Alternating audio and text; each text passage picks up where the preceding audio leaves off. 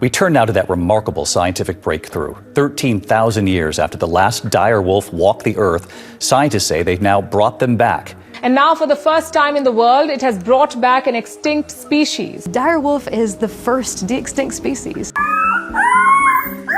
The howl of a dire wolf hasn't been heard on planet Earth for more than 10,000 years. क्या होगा अगर आज से हज़ारों या लाखों साल पहले इस ज़मीन पर मौजूद वो जानवर जो कि इस वक्त एक्सटिंक्ट हो चुके हैं, यानी नापैद हो चुके हैं, इनकी नस्ल ख़त्म हो चुकी है, इन्हें एक बार फिर से दुनिया के अंदर वापस लेकर आया जाए।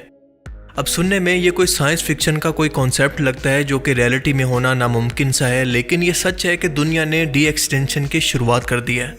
जी हाँ, आपने सही सुना। अब वो वक्त ज़्यादा दूर नहीं जब हमें 10,000 साल पुराने साइबर टूथ टाइगर और वोली मैमथ या फिर 6.5 करोड़ साल पहले ज़मीन पर मौजूद डायनासोर हों, जिसके मुतालिक जुरासिक पार्क फिल्म जैसे साइंस फिक्शन के अंदर आप देखा करते थे। अब ये सब कुछ बहुत ही जल्द एक हकीकत बन सकता है, लेकिन सवाल यहाँ पर यह पैदा होता है कि कैसे। आइए जानने की कोशिश करते हैं।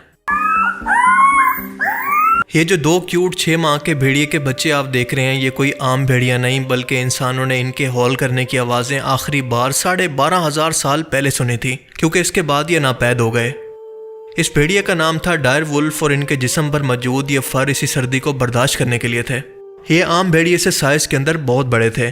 जैसा कि अगर आपने HBO की game of the throne series देखी है तो इनके अंदर इनकी एक झलक दिखाई गई है कि ये कितना खतरनाक शिकारी थे। और ये जानवर 35 से 25 लाख साल पहले पैदा हुआ था, जिसके आखिरी फॉसिल हमें 13,000 साल पहले के मिले हैं, यानी स्टोन एज के ज़माने के, जब इंसान पत्थर के दौर में था।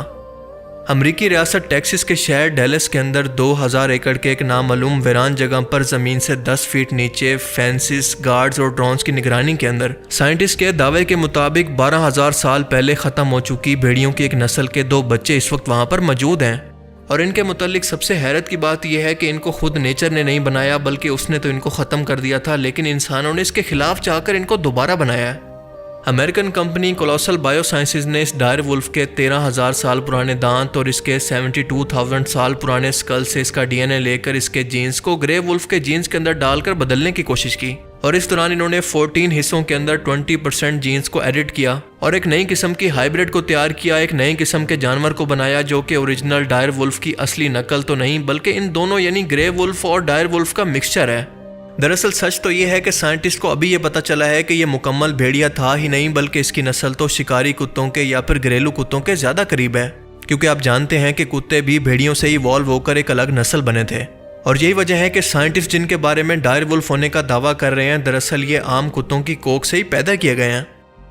एवोल्यूशन या फिर इर्तिकाई तौर पर देखें तो डायर वुल्फ और ग्रे वुल्फ का ताल्लुक तकरीबन 60 लाख साल पहले ख़त्म हो गया था और डायर वुल्फ के जीन्स ने एक अलग नस्ल बनाई थी जो कि आज के घरेलू या फिर शिकारी कुत्तों की नस्ल बनती है।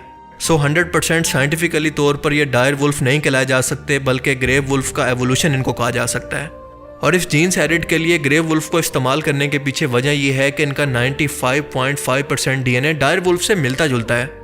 इस काम के लिए क्रिस्पर केस टेक्नोलॉजी का इस्तेमाल किया जाता है, जिसके अंदर एक जानवर के DNA के अंदर कुछ जीन्स को बदला जाता है, जिससे इस जानवर की फिजिकल अपीयरेंस और इसकी खसूसियात को तो बदला जा सकता है, लेकिन इसको टोटली एक नया जानवर नहीं कहा जा सकता। वैसे अगर देखा जाए तो ये बहुत बड़ी कामयाबी और शुरुआत है, क्योंकि ये वो शिकारी था जो कि अपने टाइम के अंदर नॉर्थ अमेरिका और साउथ अमेरिका की ज़मीन पर राज किया करता, क्योंकि इसकी बड़ी जिसामत, इसकी ताकत, इसके बड़े बड़े पंजे, बड़े बड़े दांत दरअसल डोमिनेशन के लिए बने थे।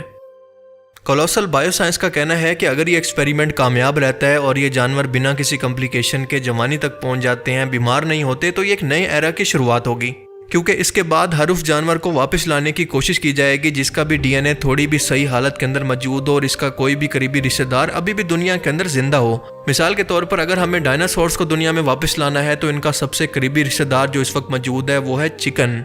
तस्मानियन टाइगर को आज के दौर के टाइगर के जरिए और वोली मैमथ को मौजूदा अफ्रीकन हाथी के जरिए वापस लाना मुमकिन होगा।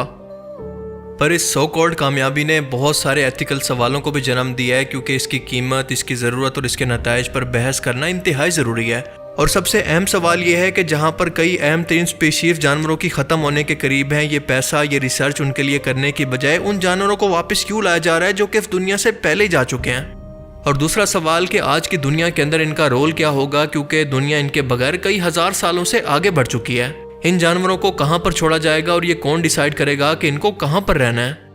क्योंकि आप याद रखें कि अगर मुस्तकबिल के अंदर वो इस तरह के डायर वुल्फ को बनाने के अंदर कामयाब भी हो जाते हैं, फॉर एग्जाम्पल, तो ये जानवर जंगल का इकोसिस्टम बदलने की ताकत रखता है। और अगर इसको जंगल के अंदर छोड़ा जाता है तो इनसे पैदा होने वाले जानवरों का डीएनए भी बदल जाएगा और शिकारी ज़्यादा और शिकार कम हो जाएंगे। और जो बचा कुचा वाइल्ड लाइफ इंसान तबाह नहीं कर पाया वो ये शिकारी कर देंगे। अल्लाह ताला के पैदा करदा निज़ाम और इसकी नेचर के साथ छेड़छाड़ इस दुनिया का निज़ाम और इंसानों की ज़िंदगी को ख़तरे में डाल सकता है और इसका इंजाम कभी भी अच्छा नहीं निकला। मिसाल के तौर पर हाइपोथेटिकली जुरासिक पार्क फिल्म के एंड की मिसाल ले लें, क्योंकि ये काफ़ी हद तक रियलिटी पर बेस करता है।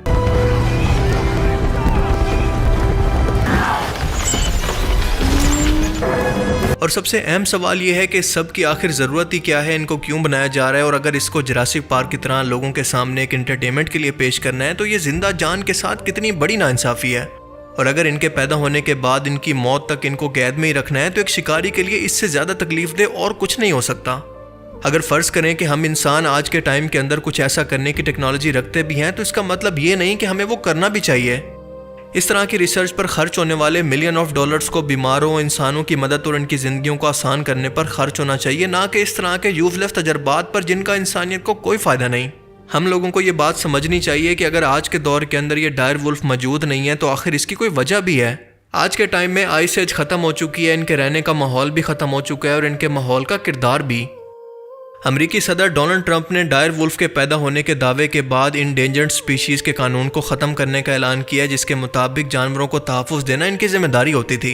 वो जानवर जिनकी नस्ल ख़त्म होने के इंतहाई करीब है, क्योंकि अमेरिका के मुताबिक अब क्योंकि क्रिस्पर केस टेक्नोलॉजी इनको वापस ला सकती है तो लिहाजा इन सब की अब कोई ज़रूरत नहीं। और आपको बताता चलूँ कि अमेरिका ने इसी के मुकाबले में गॉड्स कोड नाम का कानून पास किया है, जिसके मुताबिक अमेरिकन हुकूमत कभी भी बड़े पैमाने पर किसी भी जानवर की नस्ल कुशी कर सकती है, उस खास किस्म के जानवर के रहने की जगह को ख़त्म करके या फिर इसको तबाह करके या वहाँ पर कोई भी आबादकारी करके। अब इस तमाम सूरत हाल को देखकर तो ये अंदाज़ा होता है कि अमेरिका जानबूझकर इंडेंजर्ड स्पीशीज़ के नाम पर जो अरबों डॉलर हर साल खर्च किया करता था उससे बचाने के लिए ये तमाम ड्रामा कर रहा है ताकि खुद को इससे बाहर निकाल सके, और दूसरी तरफ इस तरह करके वो अपनी रियल स्टेट को भी बढ़ा सकेगा, और वो भी बिना किसी एथिकल रिस्पॉन्सिबिलिटी के।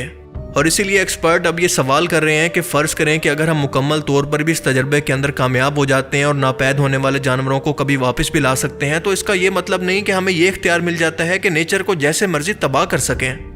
और दूसरी तरफ रिसर्चर्स के मुताबिक कोलोसल बायोसाइंस के मुकम्मल तौर पर डायर वुल्फ को पैदा करने के दावे के अंदर कोई सच्चाई नहीं है, एटलीस्ट अभी तक तो नहीं, लेकिन फ्यूचर के बारे में कुछ नहीं कहा जा सकता। लेकिन आप इस बारे में क्या सोचते हैं, अपनी कीमती राय का इजहार कमेंट सेक्शन में ज़रूर करें। आई होप कि इस वीडियो से आपको बहुत कुछ नया जानने को मिला होगा और ये वीडियो आपको पसंद आया होगा। अगर ये वीडियो आपको अच्छा लगा तो इसे लाइक कीजिए, और अब मैं मिलूंगा आपसे एक ऐसी ही नई इंटरेस्टिंग वीडियो में। तब तक के लिए अपना बहुत सा ख्याल रखिएगा। Thanks for watching this video. अल्लाह हाफिज़।